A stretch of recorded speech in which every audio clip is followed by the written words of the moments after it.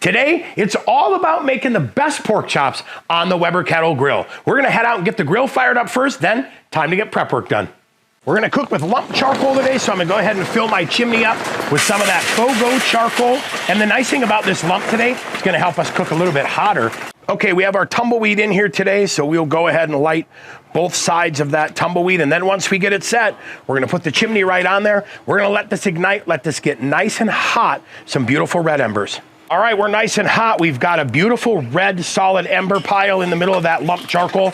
Now what I'm going to do is carefully pull that into the center of the grill in a pile. Look at that. That's gonna create some beautiful hot heat. Ingredients super easy. We're starting off with 2 pork chops. We'll go ahead and get these moved over to our cutting board. And then we're gonna use a little bit of oil as our binder today. And then, hey, check it out. We're gonna season with a little bit of rub-a-dub and a little bit of oink rub. So first things first, now that we've got these pork chops oiled up a little bit, now these are 8-ounce pork chops. So I went with a little bit bigger chop today just so we could get, I don't know, a little bit more pork chop, right? So we've got them oiled just lightly. And now I'm gonna season them to taste. You guys, you know what we always tell you. Season as light or as heavy as you want. I'm gonna add a little bit of that oink, and then I'm gonna come back through and add just a little bit of that rub-a-dub as well. We'll pack that on here. We'll go ahead and flip these guys over. We'll do the same thing on the second side.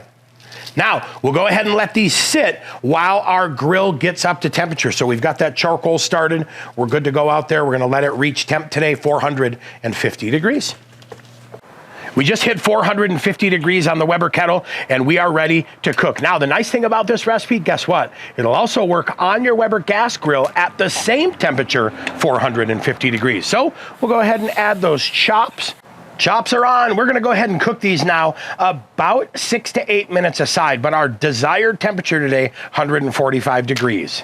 Here we are right after 6 minutes. Let's go ahead and give these a flip. Look at that, we're starting to get beautiful crust, beautiful char. That is amazing. We'll close the dome, we'll keep cooking. We'll come back and check these in another 6 minutes. All right, there we are, 147 degrees. These are done. We checked the temp. We wanted to get to 145. That's perfect. 147 works too. We'll get these off the grill. We'll see you in the kitchen.